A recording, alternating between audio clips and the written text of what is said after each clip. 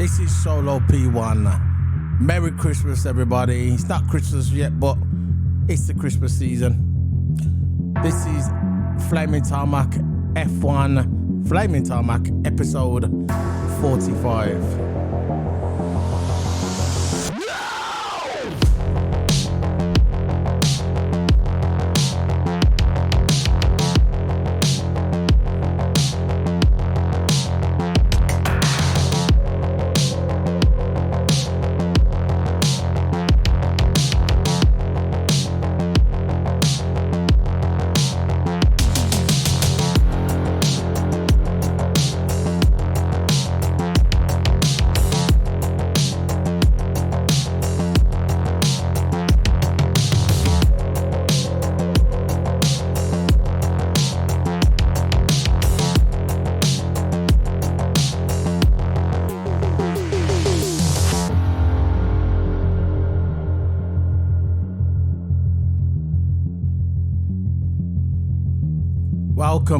Welcome. Let me turn this down a bit. Welcome. It's just going to be a quick one today, guys. Just a quick one. I know there's been a lot of rumors and news going around lately, but I just wanted time off from this season. Worst F1, one of the worst F1 seasons in the past decade, past 20 years this season. But if you follow me, you know my opinion on this season. And I'm not going to get into that. I'm going to get into the two main topics really floating around, which is fact now. I called this months ago, by the way. Months ago. I clearly stated this months ago. I said, when that rumor came around about Daniel Ricciardo basically being pushed out of McLaren because he's just not fast enough. He's not fast enough. If he was fast enough, he'd be still there. I said I could see Daniel Ricciardo going to Red Bull. He'll probably go there for a reserve driver, probably 1 year, and then Checo, see you later. He will be gone. Checo will be gone. Checo made the mistake soon as he came out on the radio when he said, we know what Max is like, when Max didn't give the place back, which he should have gave the place back. Checo's contract was basically terminated right there. They said to themselves, you know what, Checo, you're going to do your 1 more year. We're going to use you for another 1 more year. And then you're going to be on your way. That's when they decided they was going to bring in Daniel Ricciardo. Simple.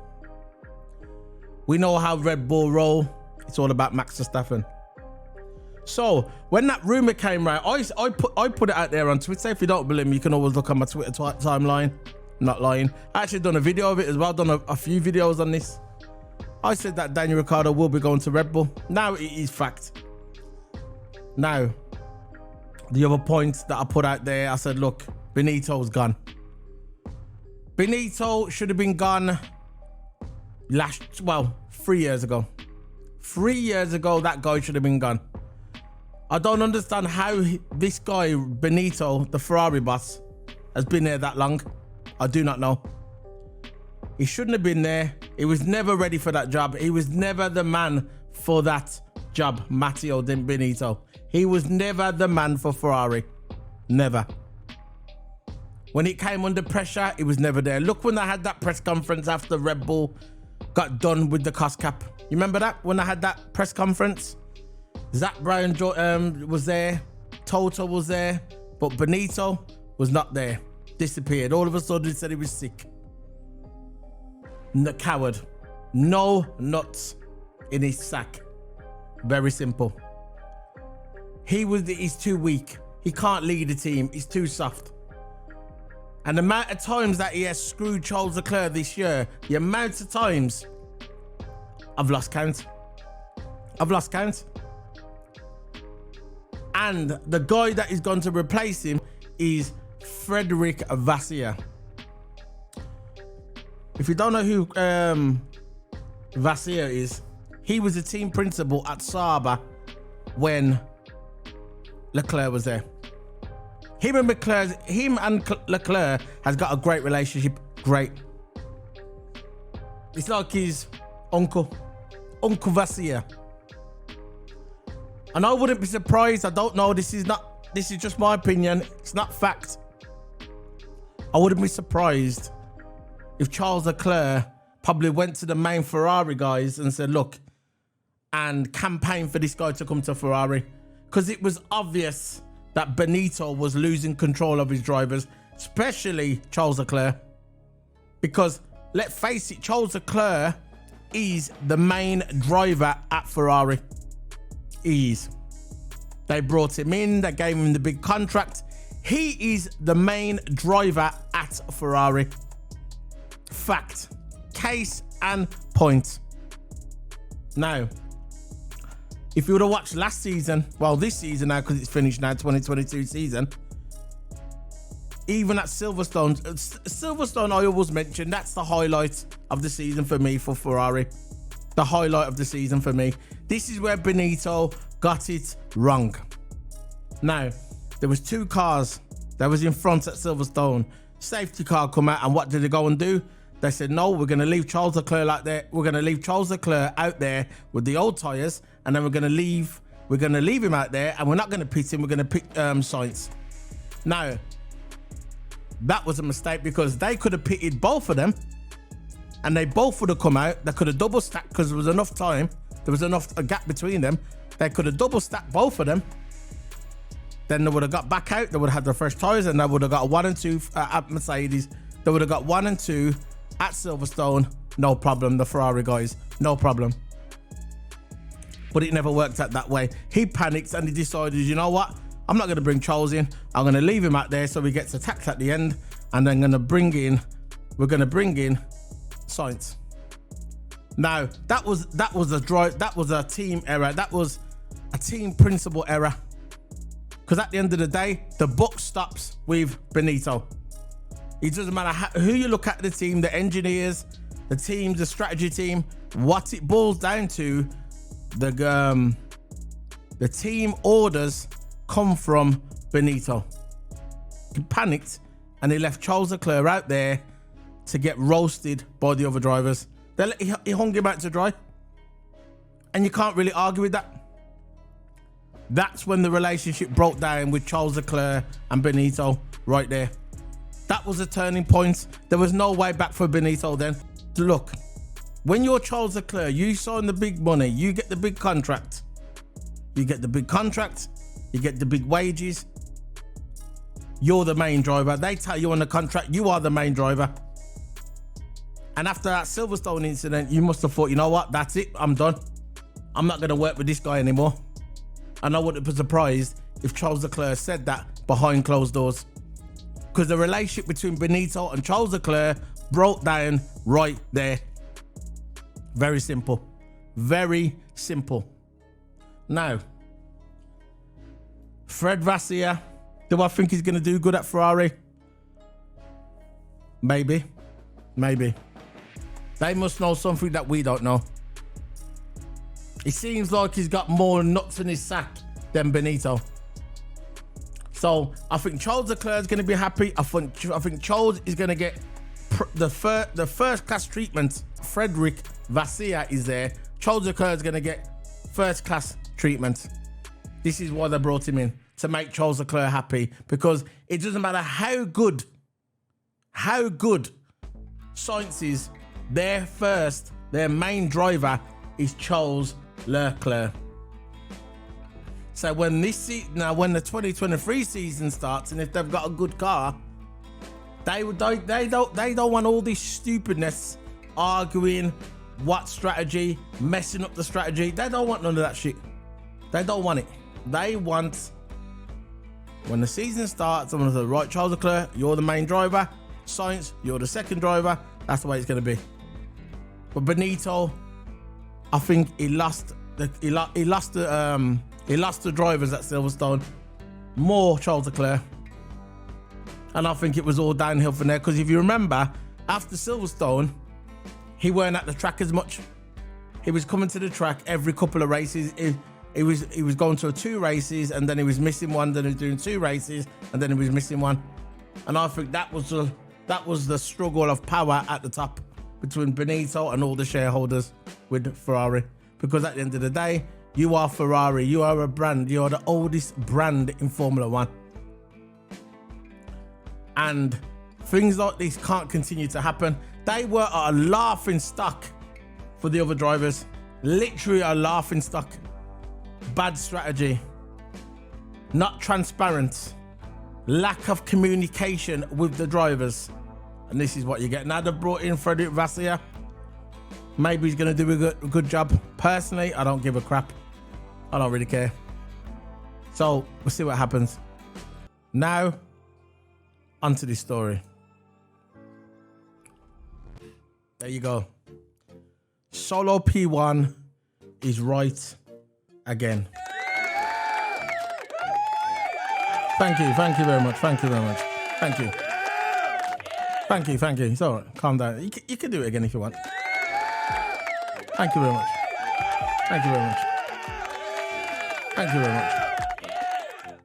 What did I say? I said this in clear English. Very clear. I said that Mick Schumacher is going to Mercedes. Mick Schumacher is going to Mercedes. I said it. I didn't stutter. I didn't saliva down my throat. I told you very clear English that Mick Schumacher is going to Mercedes. Very simple. Now, I think this is the perfect move.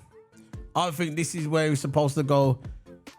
Look, he didn't get a chance in Ferrari. We know, look, Michael Schumacher, the greatest Ferrari driver in history, potentially the greatest driver of all time, Michael Schumacher, 7-time world champion, whatever, we know his resume. Great driver, excellent driver, legendary, one of the greatest of all time, top 3 easy, well, top 5 easy. Now,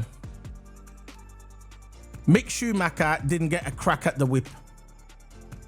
Now, the crack at the whip means he didn't get a crack at Ferrari. That was the team he chose to go to. He was a junior driver. It didn't work out for him. He got into the main team. Well, he didn't get into the main team. He went to the worst team in Formula One, Haas. So Steiner brought him in and said, look, we're going to have Mick Schumacher. He brought him in as a rookie. He won the Formula 2 championship, brought him into Formula 1. It's not like he went to Alfa Romeo, and it's not like he went to Williams. He went to Haas. Haas is the worst team in Formula 1. 0 upgrades. They get 1 upgrade at the beginning of the season. After that, no upgrades. Now, his teammate was a seasoned pro like, what's his name? Kevin Magnussen. Kevin Magnussen is a seasoned pro. He knows the team. He knows the engineers in the team. He knows the mechanics. He's one of Gunther Steiner's best friends. So basically, he's the main driver. And Mick Schumacher is the rookie, a 2-year rookie. And he's going to be trying to compete with Kevin Magnussen. Now, didn't work out for him. Crashed a couple of times. But let's face it, let's face it. You don't expect him to win races. You don't expect him to get on the podium. It's not going to happen. Let's face it, Kevin Magnussen getting that pole a few months ago was luck. It was luck. We all know it was luck. It was the rain. He come out, done his lap first, came back out. Nobody could come back out because he'd done it just before the rain started. And then when the rain started, nobody could do the lap, so we got the pole. Right? That was luck. Gunther Steiner was talking about Mick Schumacher keeps smashing the cars up, losing them so much money. Look, at the end of the day, right? You brought the guy in. I think they should have gave him another year. That's just my opinion. They should have gave him another year at Haas, and if it still continued to smash the cars up, lose the money, then get rid of him. But I think they should have gave him another chance. Now, they part ways with Mick Schumacher, which I thought was a mistake. But now he has that Mercedes. He's going to be a reserve driver for Mercedes. I think that's a good move for Mercedes because, look, let's face it, look. he's going into Mercedes. He's going to be learning off. George Russell, and he's going to be learning off Lewis Hamilton, Sir Lewis Hamilton, potentially the greatest driver of all time, statistically the greatest driver of all time. Can't argue with it. It's in fact, it's in the history books. Now, if I was a driver and if I was Mick Schumacher and I could pick two drivers to learn off, they're the two guys I'd pick. Why not? George Russell, future world champion, multiple world title, standard. It's all written. It's all written in his stars. It's all set out, sealed, signed, sealed, delivered. George Russell will win multiple world titles. And then you got Lewis Hamilton. Now, if you was Mick Schumacher, wouldn't you want to learn off them two? And then he's at the team who's probably the greatest team in Formula One history. Not yet in trophies, but they're getting there. But what have they done? They've dominated for nearly a decade in Formula One.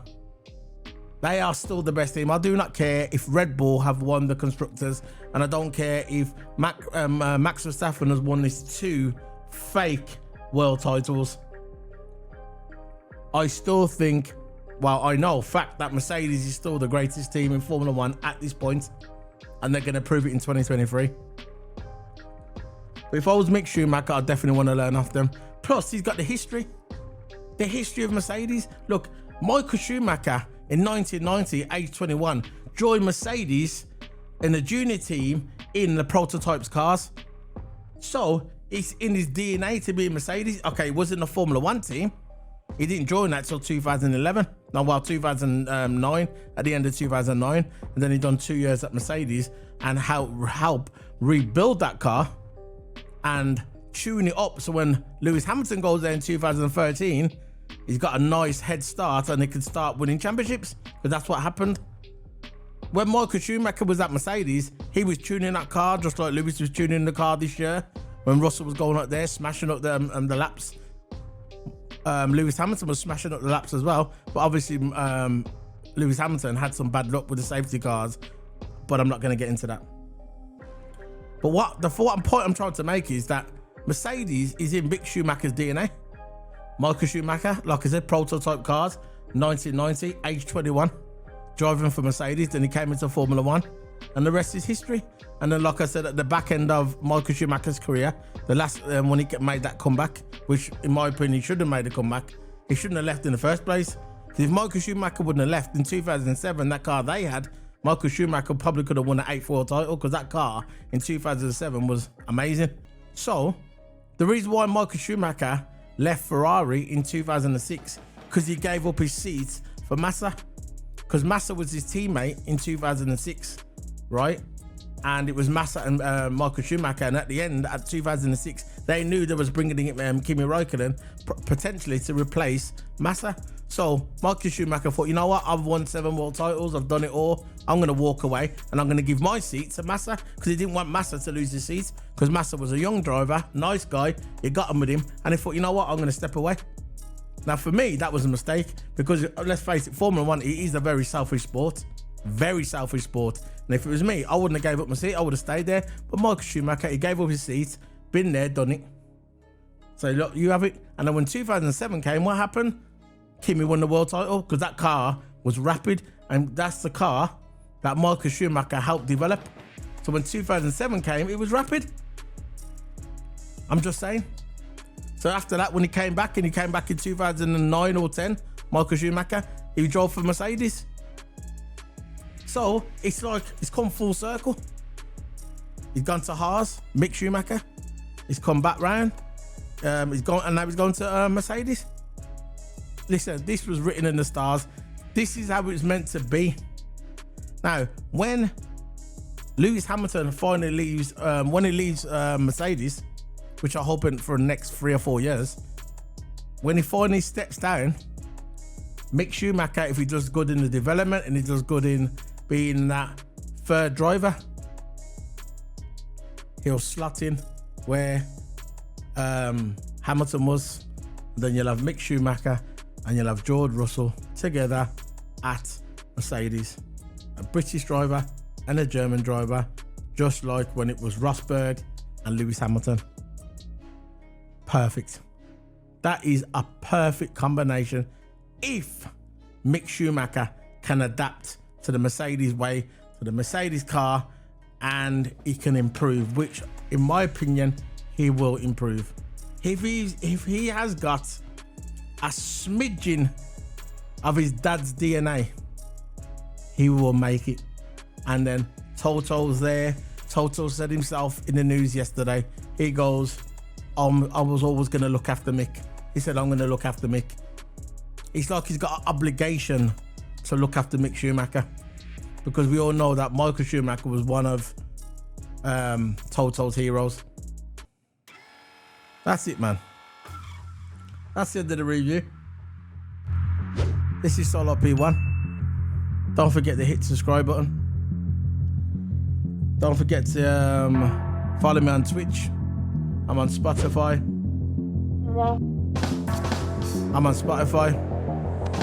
I'm on iTunes.